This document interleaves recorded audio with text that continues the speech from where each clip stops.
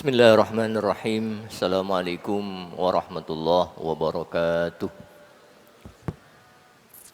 Alhamdulillahi rabbil alamin. Wassalatu wassalamu ala ashrafil anbiya'i wal mursalin.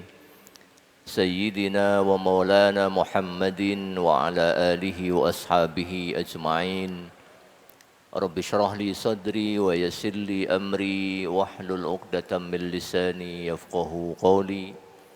Rabbana taqabbal minna salatana wa siyamana wa jami'a a'malina birahmatika ya arhamar rahimin, amma ba'd. Bapak Ibu serta hadirin semuanya yang antara lain terdiri dari generasi milenial dan generasi Z. Mudah-mudahan kita senantiasa dalam kondisi ceria, bahagia. Ibadah Ramadan ceria, ibadah bahagia. Mohon maaf agak-agak batuk. Mudah-mudahan kita senantiasa dalam keadaan ceria sehingga bisa bahagia dalam beribadah. Allahumma amin. Hadirin yang dirahmati oleh Allah, saya kira kita semuanya sepakat bahwa puasa itu butuh tauladan. Bagaimana para ulama zaman dahulu berpuasa, bagaimana mereka memanfaatkan waktu-waktu mereka selama bulan suci Ramadan, bagaimana mereka membaca Al-Quran, bagaimana mereka sholat qiyamul lail. Semua itu apa yang mereka lakukan harus kita tauladani.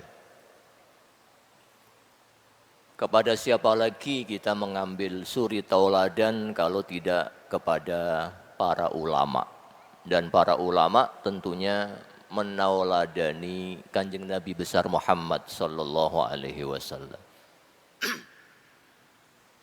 Di dalam masyarakat kita banyak yang umpamanya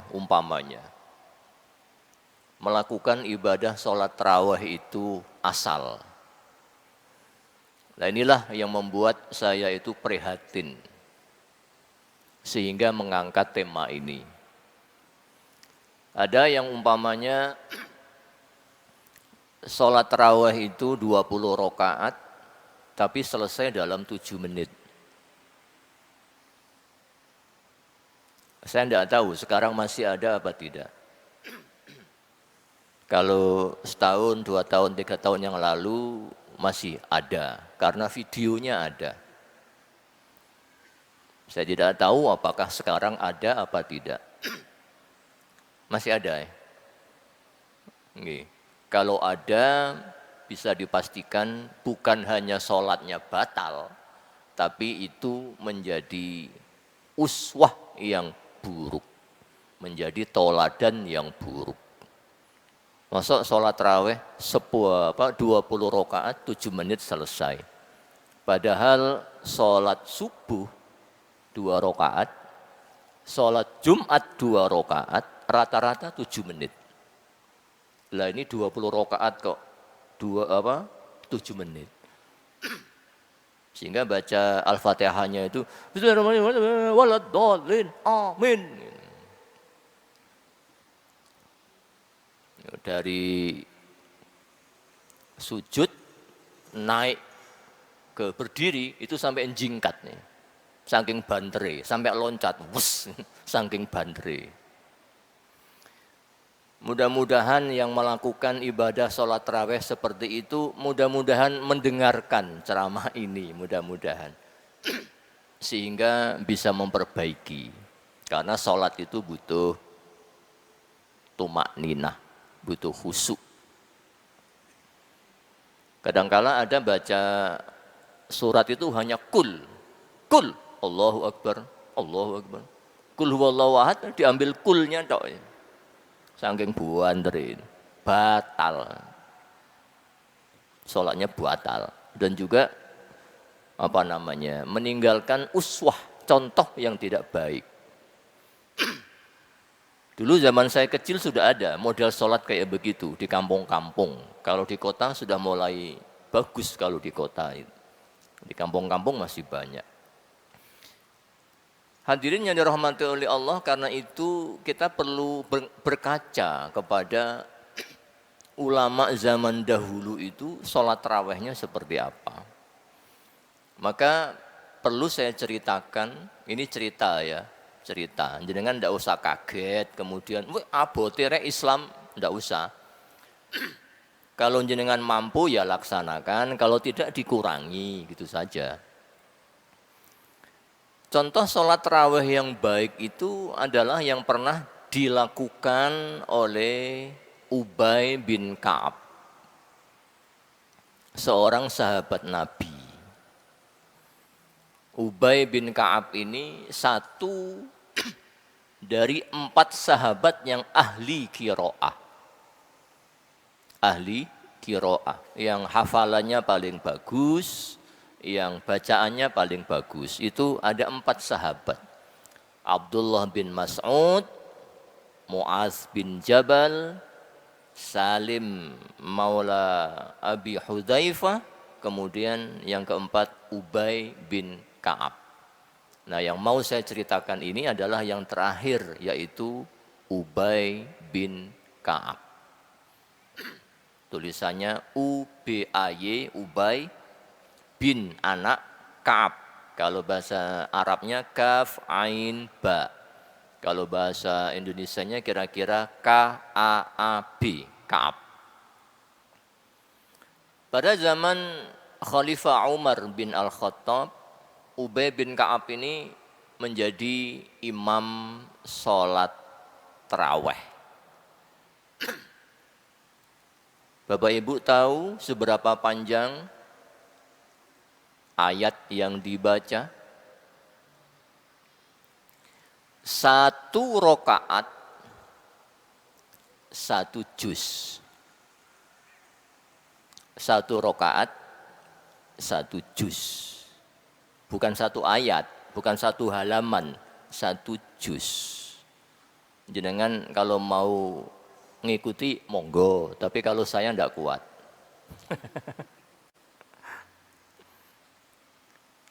Sholat tarawih dimulai dari habis isya sampai menjelang subuh baru selesai.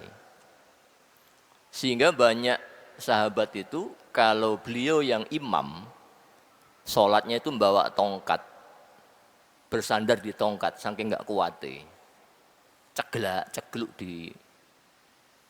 dengan pegangan tongkat itu. 1 rakaat 1 juz.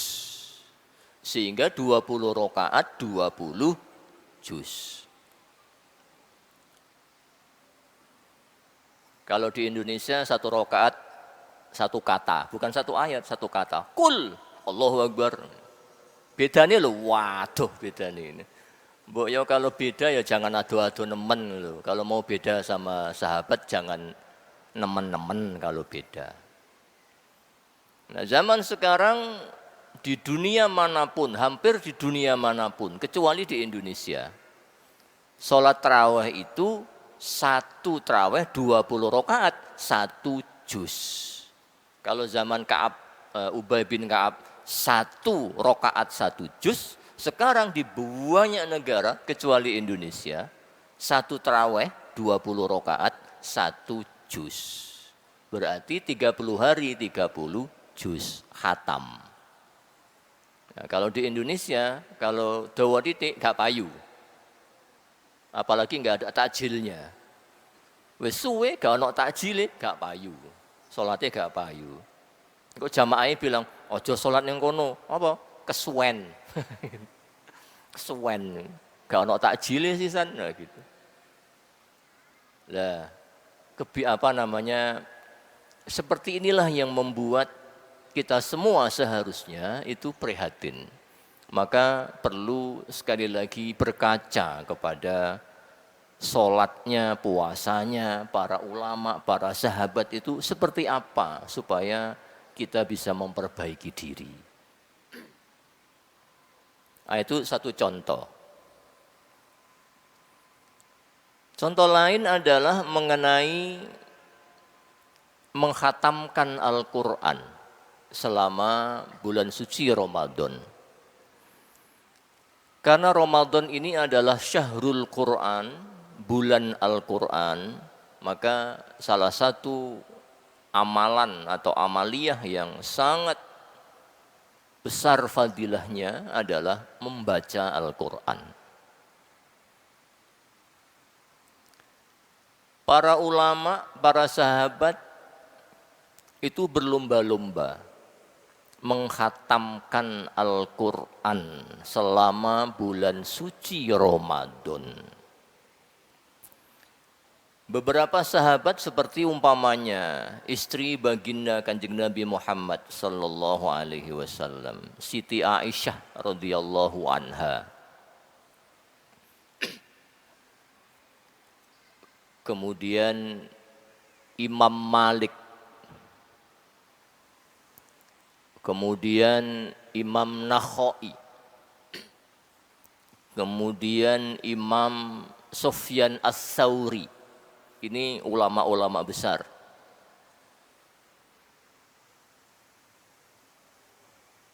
Imam Qatadah.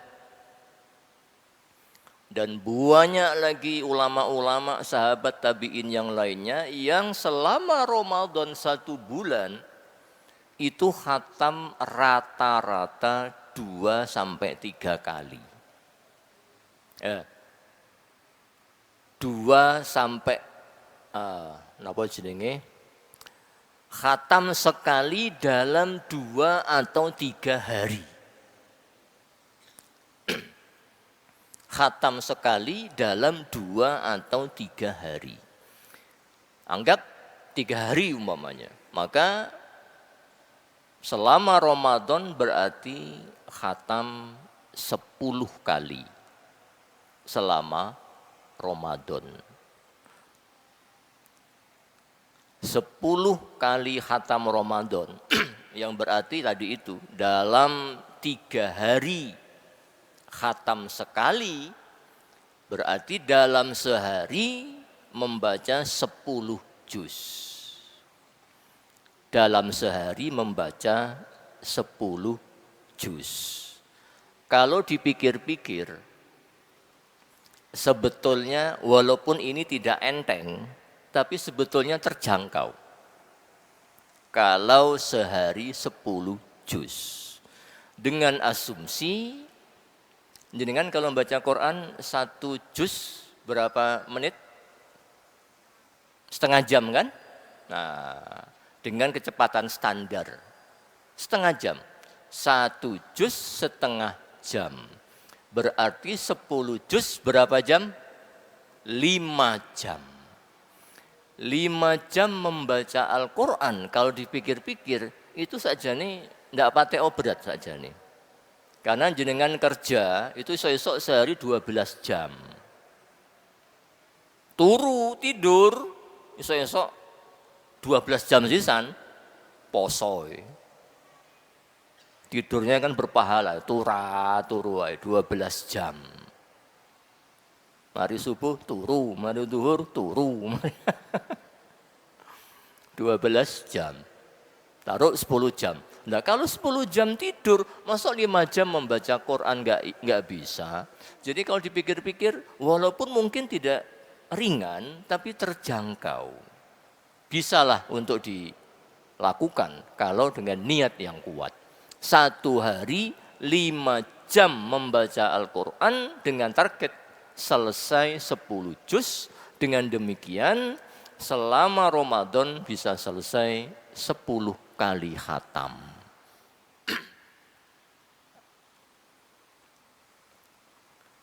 Itu ternyata masih belum apa-apanya. Jika dibandingkan dengan 2 ulama besar yang sangat terkenal, namanya Imam Syafi'i dan Imam Abu Hanifah, yang dalam sehari Imam Syafi'i sama Imam Abu Hanifah dalam sehari selama bulan suci Ramadan sehari khatam 2 kali. Berarti 1 bulan khatam 60 kali. Nah, kalau bacanya standar 30 juz itu 15 jam. Taruh Imam Syafi'i dan Imam Abu Hanifah membacanya lebih cepat, agak cepat. 10 jam umpamanya, khatam sekali. Berarti khatam 2 kali butuh waktu 20 jam, kurang lebih. Sehingga Imam Syafi'i sama Abu Hanifah dalam sehari selama bulan suci Ramadan membaca Quran kurang lebih 20 jam. Nah, kalau 20 jam kita sebagai murid-muridnya Imam Syafi'i, mungkin murid-muridnya Imam Abu Hanifah karena kita menganut mazhab Syafi'i mungkin atau menganut mazhab Abu Hanifah. Kalau imam kita sampai 20 jam dalam sehari, mbok yo kita entah berapanya begitu loh. 10%-nya atau berapa gitu. 1/4-nya lumayan 5 jam, khatam 10 kali dalam sebulan. Atau dikurangi separuhnya dari 5 jam, 2,5 jam saja. Itu sudah berapa? 5 juz dalam sehari kalau 2,5 jam. Karena itu jika kita bisa duduk 2,5 jam dalam sehari, bisa mencapai target 5 juz, berarti dalam waktu 6 hari khatam sekali. 1 bulan berarti berapa? 5 kali khatam. Mudah-mudahan kita bisa. Allahumma amin. Ngapunten saya ngomong begini ini saya sendiri tidak bisa melakukan. Saya selama Ramadan tidak pernah khatam, sekalipun tidak pernah selama Ramadan. Karena saya tidak membaca Al-Quran, saya menghafal. 1 hari saya menghafal 5 halaman 1 hari. Walaupun setelah itu lupa, nggih. Apal lali, ngoten niku.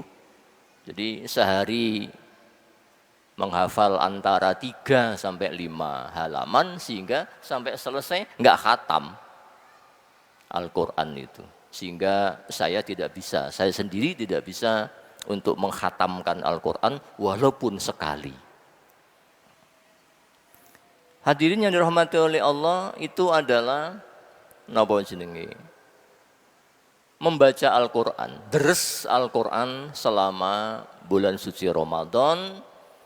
Setelah mengetahui bagaimana para ulama membaca Al-Quran, menghatamkan Al-Quran, mudah-mudahan kita bisa mencontoh. Allahumma amin.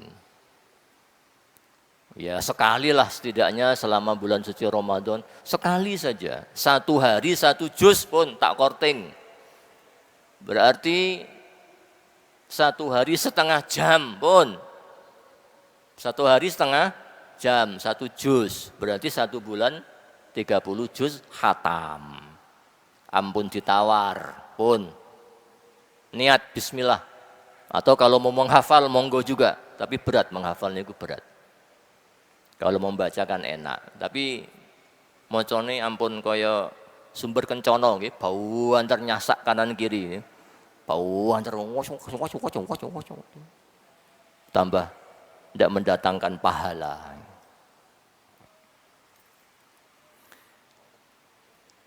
Amaliyah yang lain adalah mengenai napa jenenge? Nasihat lah, nasihat para ulama. Nasihat para ulama seperti umpamanya Imam Ghazali umpamanya,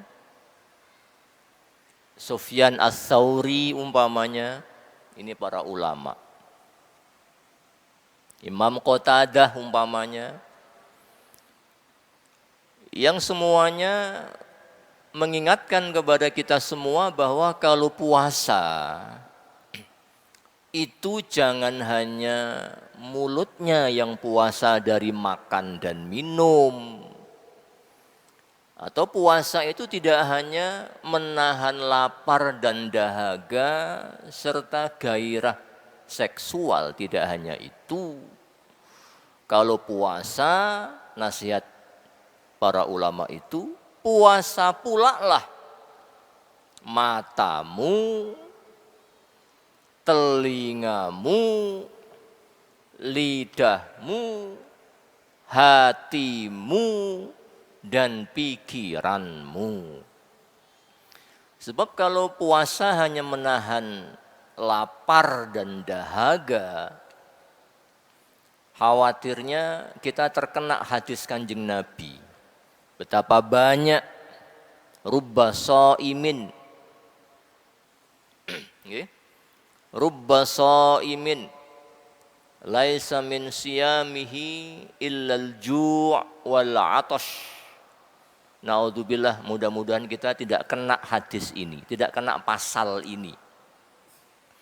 Betapa banyak orang yang puasa, kata Kanjeng Nabi, yang enggak dapat apa-apa dari puasanya kecuali lapar dan dahaga.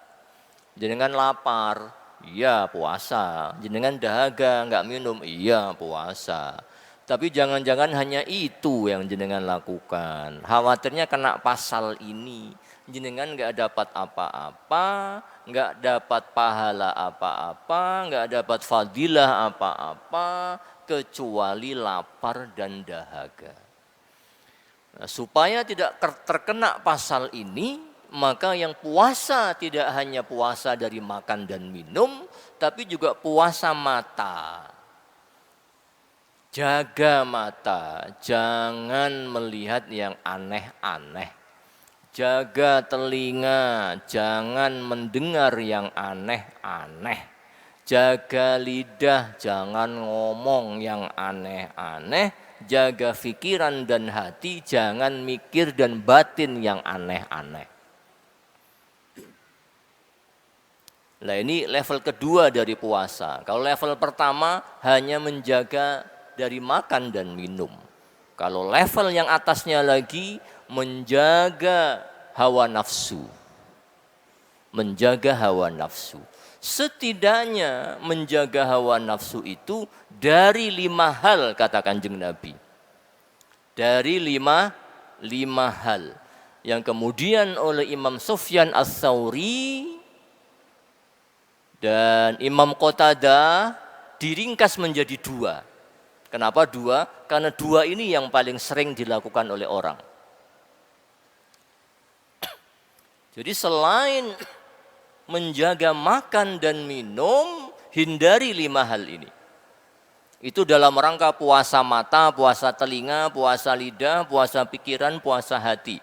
Jaga, jauhkan diri dari 5 hal ini.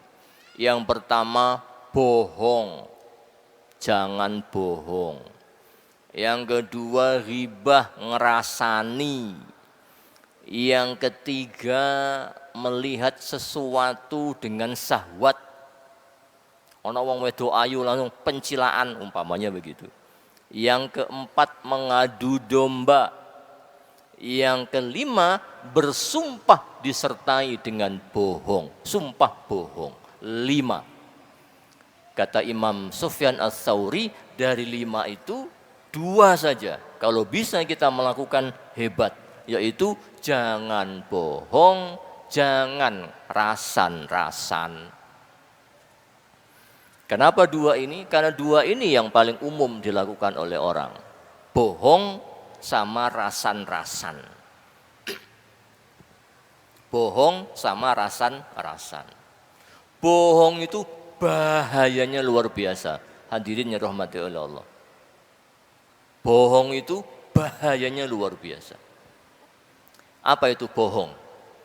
Bohong itu adalah membolak-balikkan sesuatu. Nah, itu bohong. Jenengan enggak puasa, bilangnya puasa, dibalik. Tetangga jenengan baik, jenengan bilang jahat, dibalik. Jenengan sudah punya istri, bilangnya belum punya istri, dibalik. Ada orang jujur dibilang bohong, ada orang bohong dibilang jujur. Ada orang korupsi dibilang bersih, orang bersih dibilang korupsi, dibolak-balik. Itu bohong. Lah, tindakan membolak-balik ini loh yang bahaya. Segala sesuatu kalau dibolak-balik bahaya. Karena itu Kanjeng Nabi itu orang yang amin, jujur, maka Islam berjaya. Bayangkan kalau bohong, dibolak-balik hancur. Negeri ini akan hancur kalau dikendalikan, dikuasai oleh orang-orang yang pembohong, yang suka membolak-balikkan fakta. Ibu-ibu kalau masak pisaunya dibalik, gagangnya untuk motong daging, yang bagian tajam jenengan pegang. Apa yang terjadi, Bu? Napa?